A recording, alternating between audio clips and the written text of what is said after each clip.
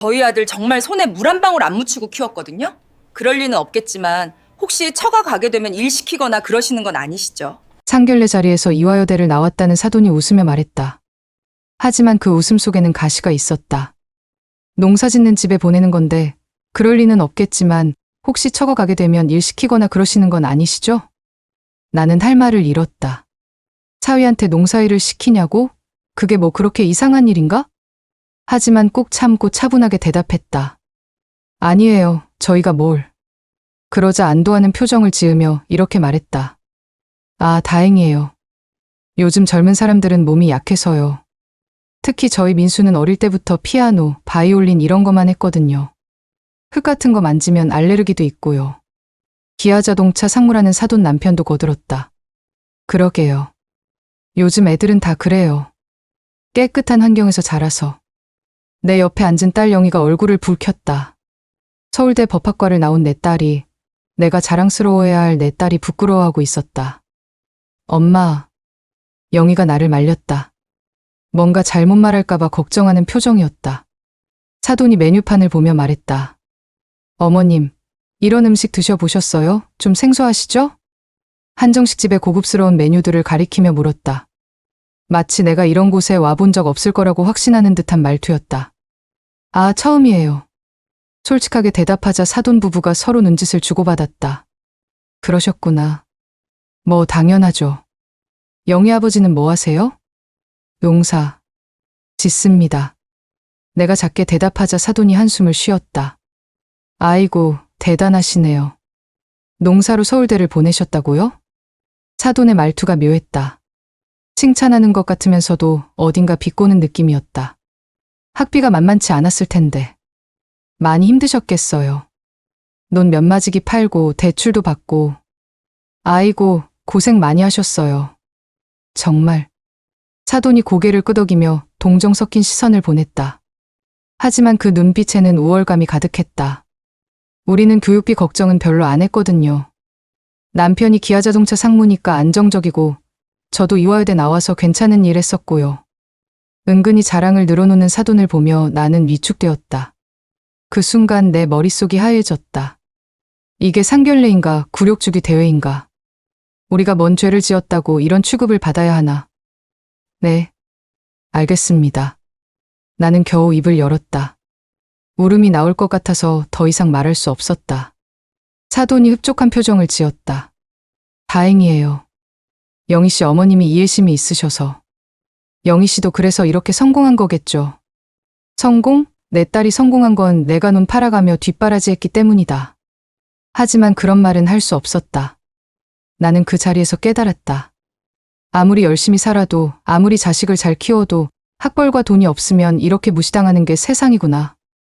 그리고 더 충격적인 건 내 딸마저 그런 세상에 물들어 있다는 사실이었다. 일주일 후 영희가 전화를 걸어왔다. 엄마, 한복 맞추러 가야 하는데 같이 가실 수 있어요? 한복? 패백대 입을 한복이요. 예비 시어머니랑 같이 가기로 했거든요. 사돈과 함께 또 무시당하러 가는 건가?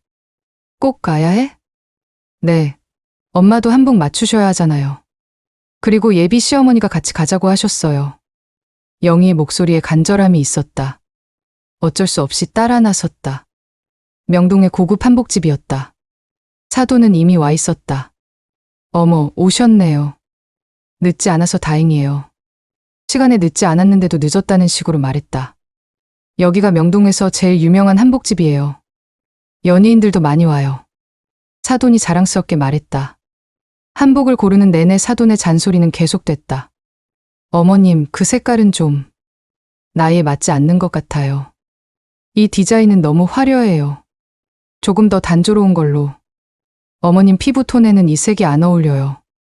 마치 내가 패션을 전혀 모르는 촌사람 취급이었다. 여기서 한복 맞추면 300만 원 정도 해요. 괜찮으시죠? 300만 원? 어마어마한 돈이었다. 하지만 딸 결혼식이니 어쩔 수 없었다. 네, 괜찮아요. 아, 그리고 어머님. 혹시 결혼식 때 귀금속은 어떻게 하실 건가요? 귀금속이요?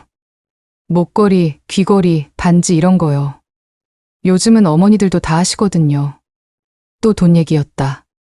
글쎄요. 아, 그러시구나. 제가 아는 곳이 있는데 같이 가보실래요? 결국 귀금속점까지 끌려갔다. 사돈은 익숙하게 비싼 것들을 골랐다. 이 정도면 될 것 같아요. 전체 세트로 800만 원이네요. 800만 원? 한복비까지 합치면 1100만 원이었다.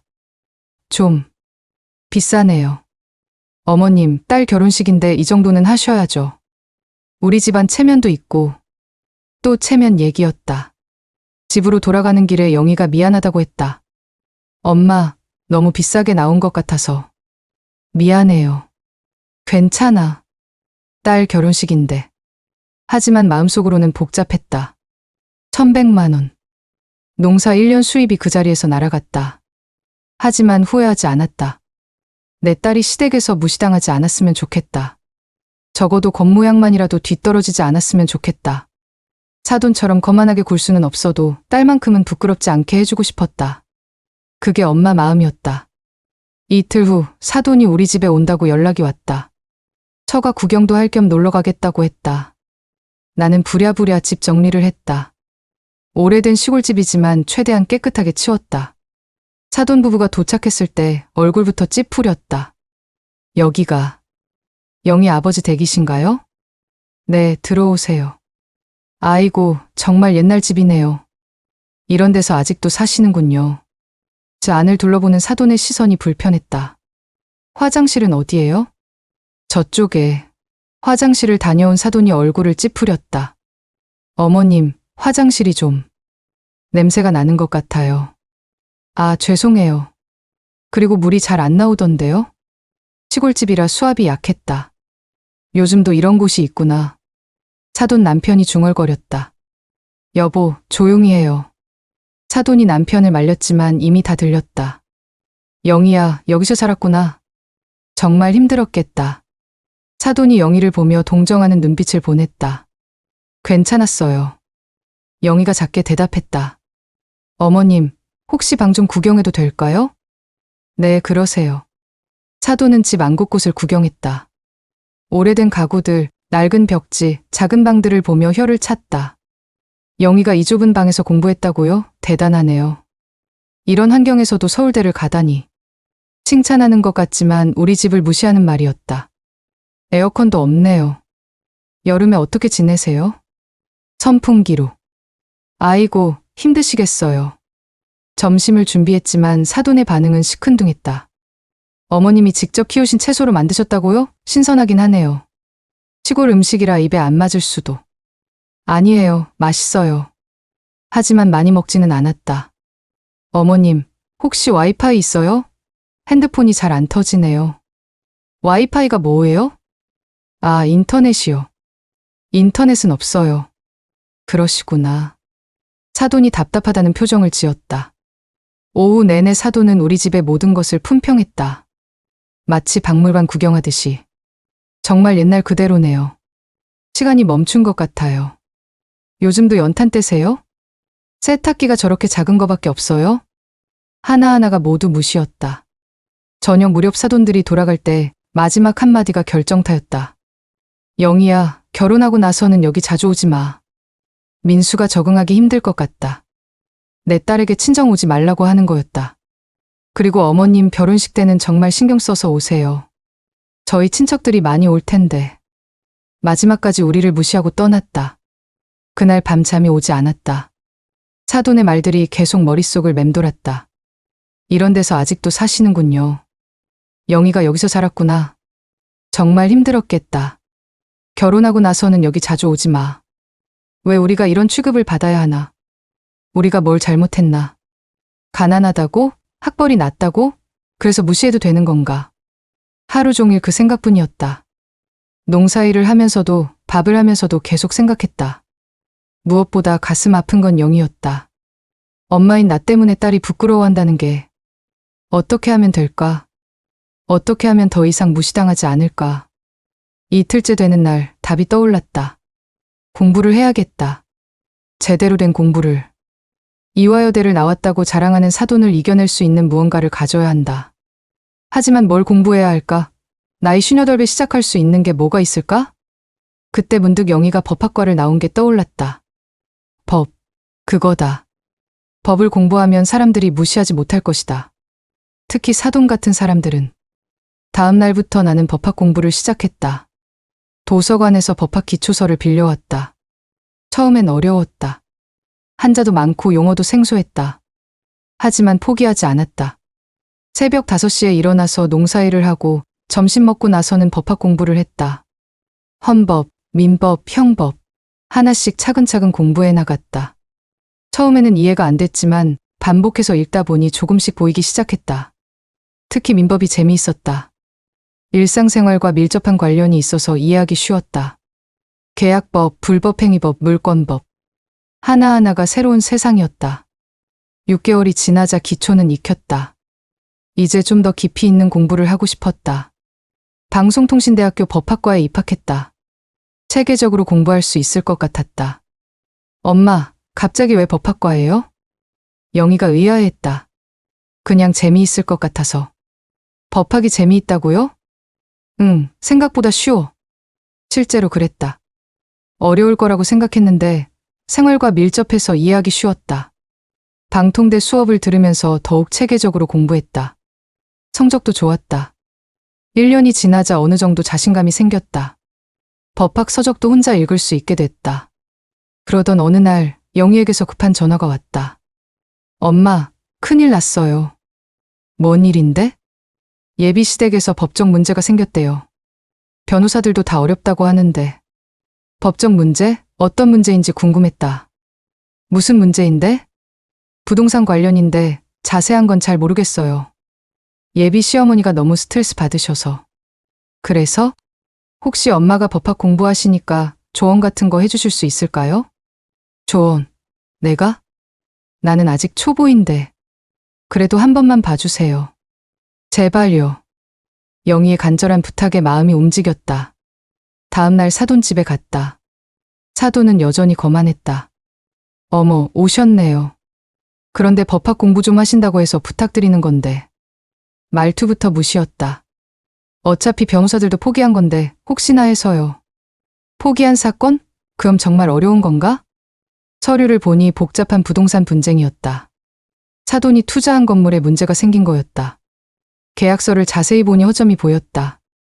변호사들이 놓친 부분이 있었다. 이 조항을 보세요. 내가 계약서의 한 부분을 가리켰다. 여기서 말하는 선의의 제3자의 범위가 명확하지 않아요. 그게 뭐가 중요한데요? 사돈이 시큰둥하게 반응했다. 이 부분을 잘못 해석하면 패소할 수 있어요. 하지만 올바르게 해석하면. 내가 설명을 계속했지만 사돈의 표정은 별로였다. 어머님, 고맙긴 한데 초등학교 졸업하신 분이 뭘 아시겠어요. 결국 나왔다. 학력 차별. 변호사들도 어렵다고 하는데 독학으로 조금 공부한 걸로는 무시당했다. 하지만 나는 확신했다. 내가 본 게 맞다. 그래도 한번 변호사 선생님께 말씀해 보세요. 그럴게요. 어쨌든 고마워요. 입으로는 고맙다고 하지만 전혀 고마워하지 않는 게 보였다. 사흘 후 영희에게서 놀라운 전화가 왔다. 엄마, 어떻게 된 거예요? 뭐가? 변호사 선생님이 엄마 말씀대로 다시 검토해보니까 정말 승소 가능성이 높아졌대요. 정말? 네, 예비 시어머니가 깜짝 놀라셨어요. 엄마가 어떻게 그걸 알았냐고. 드디어 인정받았다. 하지만 기뻐하기엔 이르다. 진짜 시험은 이제부터였다. 이틀 후 사돈에게서 직접 전화가 왔다. 어머님, 정말 고마워요. 변호사님이 어머님 조언대로 했더니 상대방이 합의 제의를 해왔어요. 목소리에 놀라움이 가득했다. 어머님이 어떻게 그런 걸 알아차리셨어요? 변호사님도 깜짝 놀라시더라고요. 그냥 공부하다 보니까. 정말 대단하세요. 미안해요. 처음엔 좀 의심했는데. 처음엔 완전히 무시했으면서. 하지만 일주일 후 진짜 놀라운 소식이 들려왔다. 엄마, 큰일 났어요. 영희가 급하게 전화를 걸어왔다. 뭔 일인데? 예비 시어머니 일이요. 정말 큰일 났어요. 무슨 일이야? 그 법적 문제 해결하면서 조사하다가 예비 시어머니 신분에 문제가 있다는 게 밝혀졌어요. 신분의 문제? 무슨 말이야? 이화여대 졸업장이 가짜였대요. 뭐라고? 실제로는 초등학교 졸업이래요. 그리고 영희의 목소리가 떨렸다. 옛날에 다방에서 일했었고 사기 전과도 있다고 해요. 머리가 멍해졌다. 그 자랑하던 이화여대가 거짓말이었다니. 그걸 어떻게 알았는데? 법적 문제 조사하면서 신원조회를 했는데 들통난 거예요. 예비 시아버지가 완전히 뒤집어지셨대요. 그럴만했다. 그렇게 학벌을 자랑하던 아내가 학력 위조범이었다니. 그래서 어떻게 됐어? 이혼했어요. 예비 시아버지가 바로 이혼 서류 내셨대요. 그럼 민수는? 완전 패닉 상태예요. 결혼은 일단 연기됐고 인과응보였다. 그렇게 남을 무시하더니 자신이 거짓말쟁이였다니. 엄마, 그런데 정말 신기해요. 뭐가?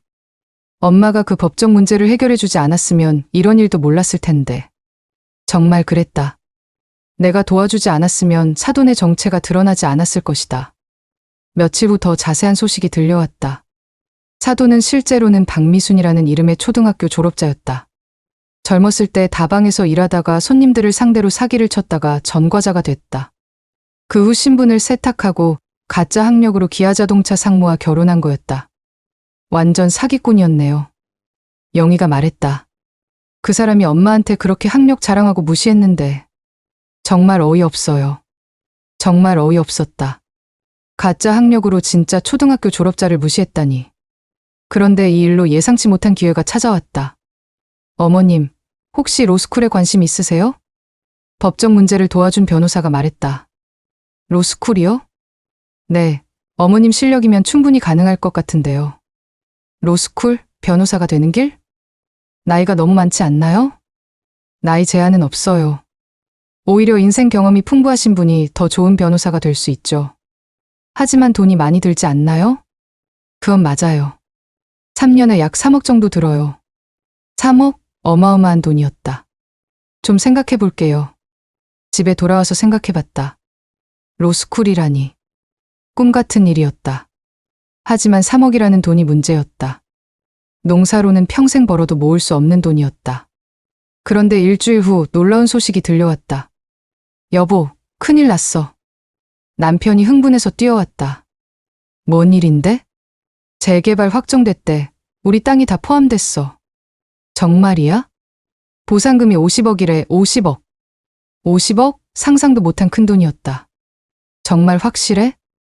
응, 동사무소에서 공식 통지서 왔어. 통지서를 보니 정말이었다. 우리 논과 밭이 모두 재개발 지역에 포함됐다.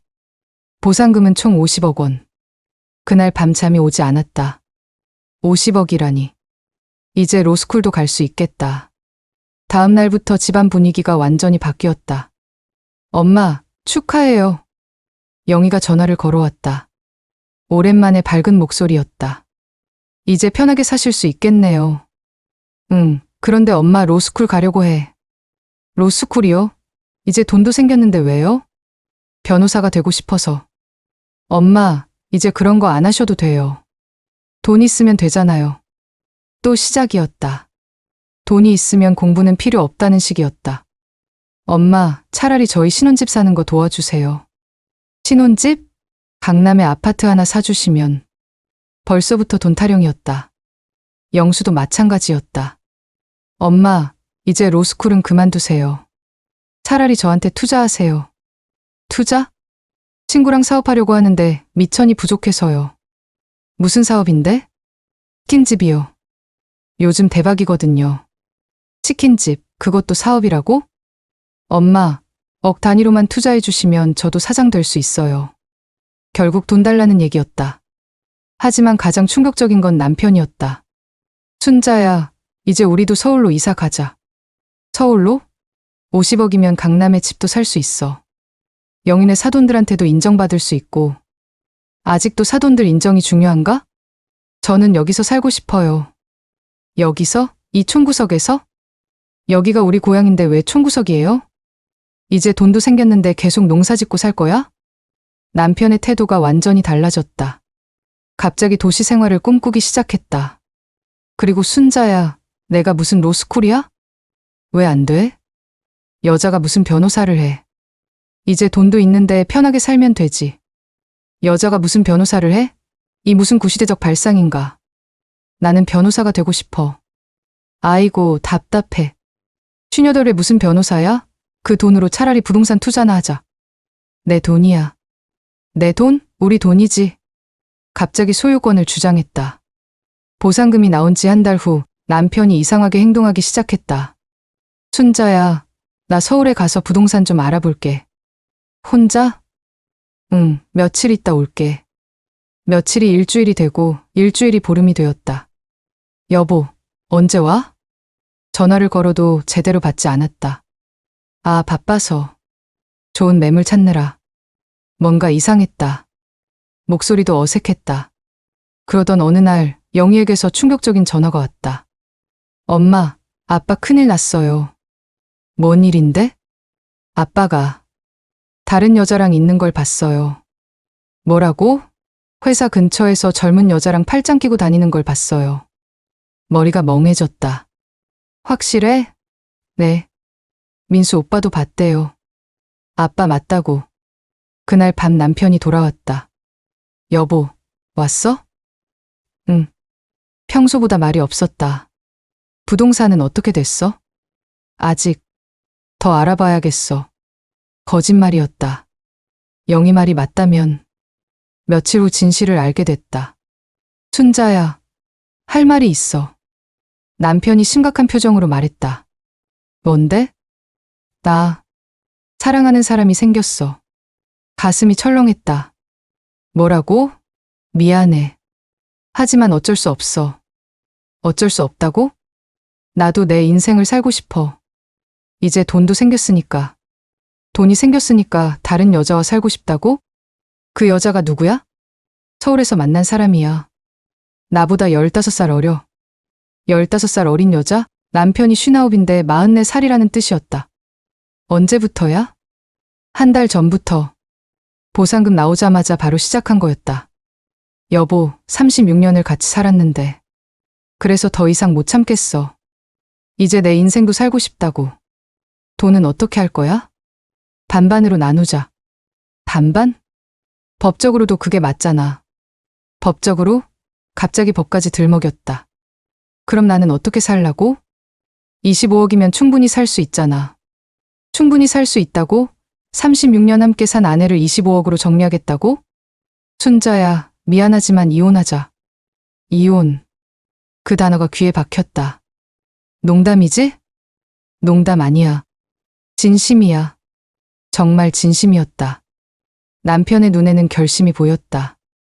그날 밤 혼자 남겨진 방에서 생각했다. 36년이 이렇게 끝나는 건가? 하지만 이상하게 속이 시원했다. 그동안 내 공부를 무시하고 방해했던 남편이 없어지니 오히려 홀가분했다. 그리고 나는 바보가 아니었다. 남편이 이상하게 행동하기 시작했을 때부터 준비하고 있었다. 법학 공부를 한 게 헛되지 않았다. 다음 날 나는 변호사를 찾아갔다. 혼인관계 중에 취득한 재산에 대해 상담받고 싶어요. 네, 어떤 상황이신가요? 남편이 바람을 피우고 이혼하자고 하는데 재산을 독점하려고 해요. 그럼 재산분할 청구를 하시면 됩니다. 그런데 남편이 돈을 숨기려고 할 것 같아요. 그럴 때는 재산명시 신청을 하고 필요하면 가압류도 할 수 있어요. 내가 원하던 답이었다. 지금 당장 할 수 있나요? 네, 서류만 준비되면 바로 가능해요. 그날 바로 가압류 신청을 했다. 남편 명의의 모든 계좌와 재산을 얼려버렸다. 이틀 후 남편에게서 황급한 전화가 왔다. 순자야, 계좌가 왜 안 되지? 모르겠는데? 은행에서 가압류됐다고 하는데. 아, 그거? 내가 했어. 뭐? 내가? 응. 재산분할 신청하면서 가압류도 같이 했어. 남편이 당황하는 소리가 들렸다. 야, 그럼 나는 어떻게 살라고? 25억 받으면 살겠지. 내가 남편이 했던 말을 그대로 돌려줬다. 순자야, 가압류 풀어줘. 내가 잘못했어.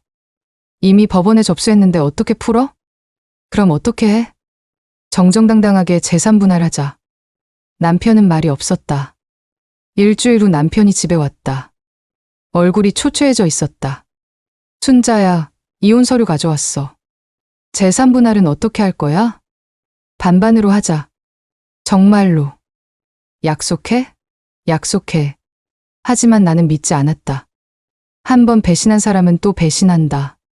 며칠 후 예상대로 남편이 꼼수를 부렸다. 몰래 새로운 계좌를 만들어서 돈을 빼돌리려고 한 것이다.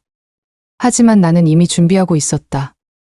여보, 새로 만든 계좌도 가압류 신청했어. 뭐, 어떻게 알았어? 법학 공부가 헛된 게 아니야.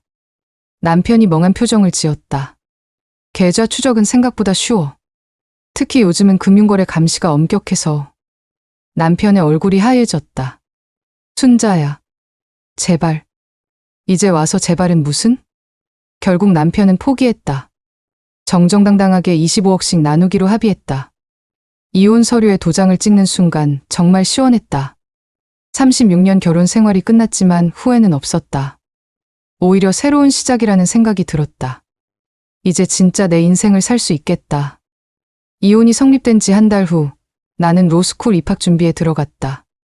어머님, 나이는 문제 없어요. 오히려 인생 경험이 풍부하신 게 장점이죠. 로스쿨 입학 상담을 받으며 용기를 얻었다. 하지만 경쟁이 치열해요. 열심히 준비하셔야 해요. 네, 열심히 하겠습니다. 그날부터 본격적인 공부가 시작됐다. 하루 12시간씩 공부했다. 모든 게 어려웠지만 포기하지 않았다. 1년 후 드디어 시험을 봤다. 합격자 발표는 한 달 후에 나와요. 한 달이 1년 같았다. 그리고 드디어 그날이 왔다. 합격. 내 번호가 있었다. 정말 해냈다.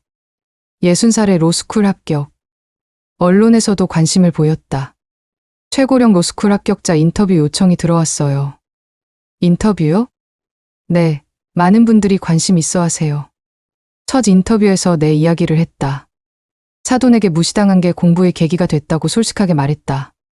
반응이 뜨거웠다. 용기를 주셔서 감사해요. 저도 다시 공부해보려고 해요. 많은 사람들이 응원 메시지를 보내왔다.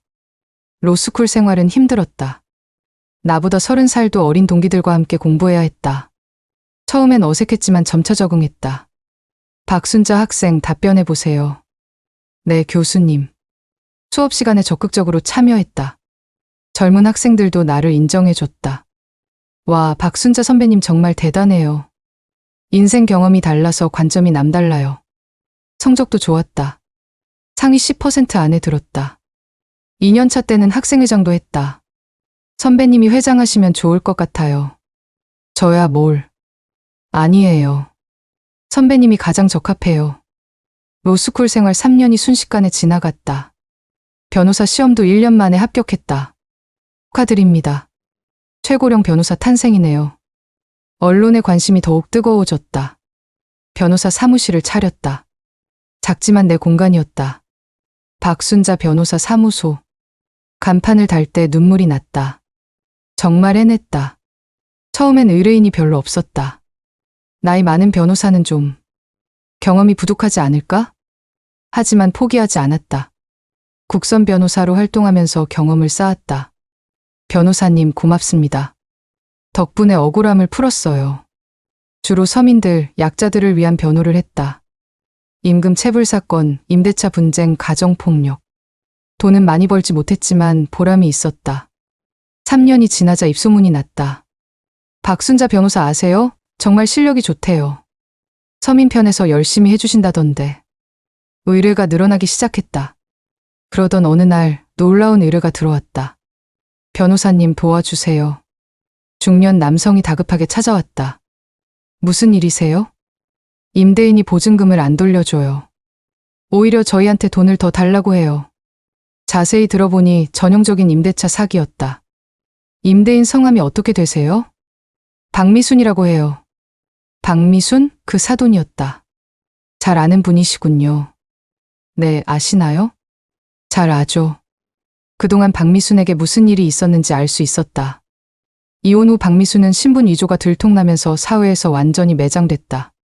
일자리도 구할 수 없어서 마지막으로 가진 원룸을 월세로 내주며 생활하고 있었다. 그런데 세입자들에게 사기를 치고 있는 것이었다. 보증금 2천만 원을 맡겼는데 갑자기 집을 팔았다면서 보증금을 못 돌려준다고 해요. 집을 팔았다고요? 네, 그런데 알고 보니 거짓말이었어요.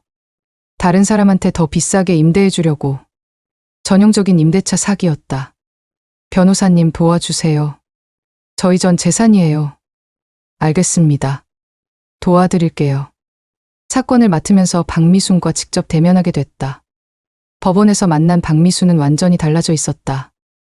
옛날의 거만함은 온데간데 없고 초라한 모습이었다. 변호사님이 누구시죠? 박순자 변호사입니다. 순간 박미순의 얼굴이 하얘졌다. 설마, 영희 엄마?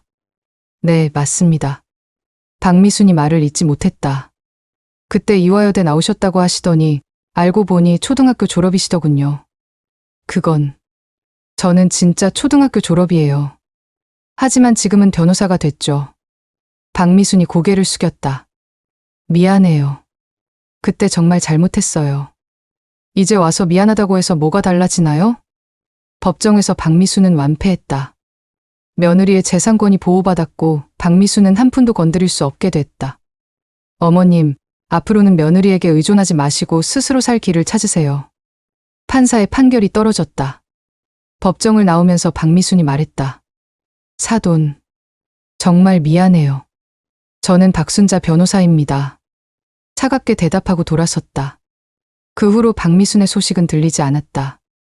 며칠 후 영희에게서 전화가 왔다. 엄마, 신문 봤어요. 무슨 신문? 엄마가 변호사로 활동하는 기사요. 정말 자랑스러워요. 이제 와서 자랑스럽다고? 엄마, 그때 제가 정말 잘못 생각했어요. 미안해요. 이제 됐어. 엄마 정말 대단해요. 존경해요. 하지만 이미 늦었다.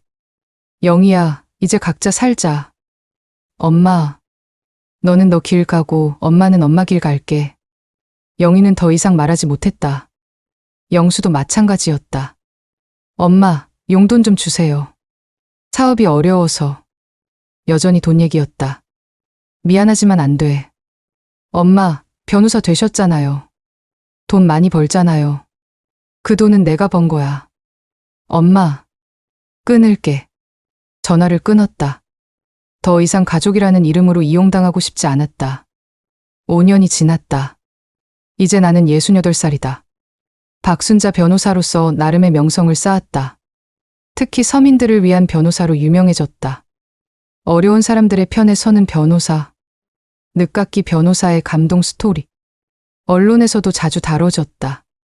지난주에는 KBS에서 다큐멘터리를 만들었다. 예순에 시작한 꿈, 박순자 변호사의 인생 이모작. 방송 반응이 뜨거웠다. 용기를 주셔서 감사해요. 저도 늦었다고 생각했는데 다시 도전해보려고 해요. 정말 멋지세요. 수많은 응원 메시지가 쏟아졌다. 그런데 방송을 본 사람 중에 특별한 사람이 있었다. 박미순이었다. 어느 날 저녁 사무실에서 야근을 하고 있는데 전화가 왔다. 여보세요? 사돈. 저예요, 미순이에요. 박미순이었다. 무슨 일이세요? 방송 봤어요. 정말 대단하세요. 그래서 전화하신 거예요? 사돈, 저 지금 혼자 살고 있어요. 원룸에서. 그래서요? 생활이 너무 어려워요. 그때 제가 얼마나 잘못했는지 알겠어요. 그래서요? 제가 사돈한테 얼마나 못됐는지. 정말 후회돼요. 박미순의 목소리가 떨렸다. 사돈, 우리 다시 친하게 지낼 수 없을까요? 친하게 지내자고? 박미순 씨, 저는 바빠요. 사돈, 박순자 변호사라고 불러주세요. 전화를 끊었다. 며칠 후 박미순이 직접 사무실로 찾아왔다. 사돈, 제발 한 번만 만나주세요. 무슨 일이세요? 저 정말 잘못 살았어요. 사돈 보니까 더 그런 생각이 들어요. 그건 본인 문제죠. 사돈, 저 지금 아파요. 혼자 병원도 못 가겠어요. 아프다고? 어디가 아프세요? 위암이에요. 수술해야 한다는데. 혼자서는 무서워요. 위암? 설마 거짓말은 아니겠지.